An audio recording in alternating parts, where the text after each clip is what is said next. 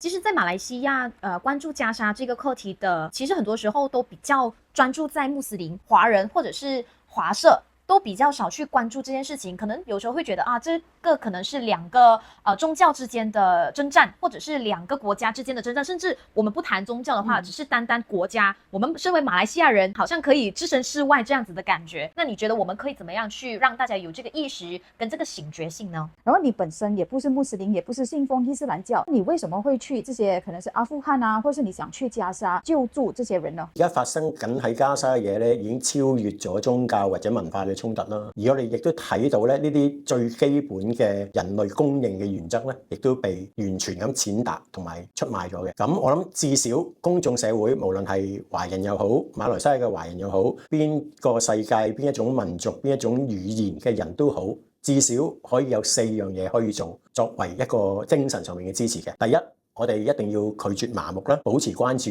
呢啲咁嘅事件。第二樣嘢，我哋要辨清個真相同埋向外嘅推廣。我哋都係睇到，無論係美國或者以色列嗰兩方面咧，都進行緊一啲反宣傳，都將一啲暴露真相嘅團體或者個人咧標籤為反猶主義或者支持恐怖主義呢樣嘢。